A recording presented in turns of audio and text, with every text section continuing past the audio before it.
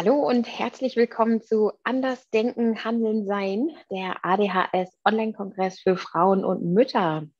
Heute im Interview ist Monika Föhner. Monika, du bist Kinesiologin und Kinflex-Therapeutin. Ganz, ganz herzlich willkommen. Schön, dass du da bist. Magst du vielleicht einmal ganz kurz erzählen, wie du überhaupt dazu gekommen bist, was dieser Werdegang mit dir zu tun hat?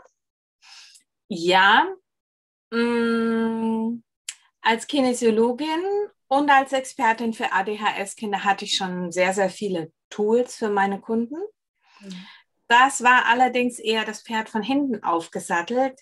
Zuerst entgiften, dann die Nahrung checken, welche Allergene da sind, dann Schlafplatz sanieren, Elektrosmog wegmachen, geopathische Belastungen gucken, kinesiologisch schauen, was gibt es da, was das Kind daran hindert, in seine Kraft zu kommen, in seine Göttlichkeit zu kommen, die Anbindung ans Universum, Selbstvertrauen wieder aufbauen, alles das, was so Eltern als Bausteine modifizieren können, um ihr Kind herum.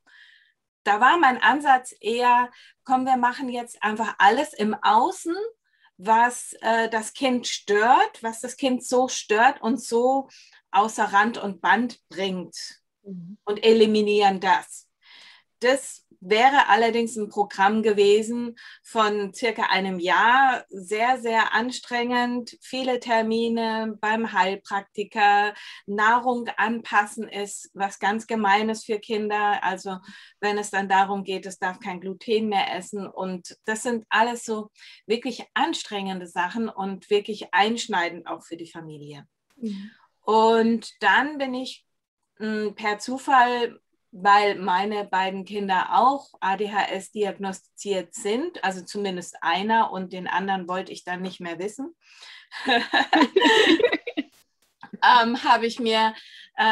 wusste ich, okay, ich habe jetzt alles das gemacht mit meinen Kindern und mit Kunden und es hakt noch irgendwo. Und bei mir ist es so, dass mich das Universum immer an die richtigen Stellen zum richtigen Zeitpunkt leitet. Und irgendwann, wenn ich es nicht hören will, dann schickt es mich halt dreimal dahin. Und so waren dann auf einmal in Facebook Kontakte mit mir im Kontakt und befreundet, die mir immer von Kinflex erzählt haben. Und sie gehen dahin und wie geht jetzt kinesiologisch testen und wie macht man das und kannst du mir das nicht erklären? Und da habe ich mir gedacht, Reflexe und Kinesiologie, geile Kombi. Reflexe hatten wir schon sehr oft gemacht, hat nichts geholfen, aber ich wusste instinktiv, das ist es, das muss es sein und das war mir auch egal, wie viel das kostet. Für mich war klar, ich muss das lernen und bei Kinflex muss man sich bewerben. Dieser Bewerbungsprozess ging recht schnell und schwuppdiwupp hatte ich meinen Platz und dann ging es los und das war dann so eine Wunderfahrt. Ja? Auf einmal habe ich gelernt, es geht sehr viel einfacher. Du musst das alles nicht mehr ändern. Du musst nicht die ganze Familie auf den Kopf stellen und so viel Leid über diese Familie bringen, weil das Kind nicht essen darf, was es will und weil das ganze Schlafzimmer umgebaut werden muss und was weiß ich alles, sondern es darf auch leicht gehen. Und das habe ich dann sofort bei meiner Familie angewendet und auch bei mir, also in einem Kinflex-Seminar, werden erstmal die Therapeuten sich gegenseitig behandeln und entstressen. Und ja, auf einmal war es dann wirklich perfekt. Und es war vorher nur gut. Also es war schon sehr gut dafür, dass sonst Hardcore-ADHS-Medikamente zum Zuge gekommen wären. Aber es war dann halt, auf einmal hat sich mein Kind wirklich 5, 6 Stunden auf den Popo hingesetzt und hat seine Sachen gemacht in der Schule und hat sich irgendwann beschwert, dass sein Popo ihm wehtut. Bis mir dann aufgefallen ist, okay, ich habe ein Tempurkissen da oben.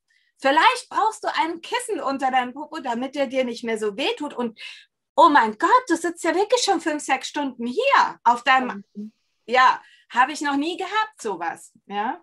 Oder, ach, ich freue mich auf die Schule.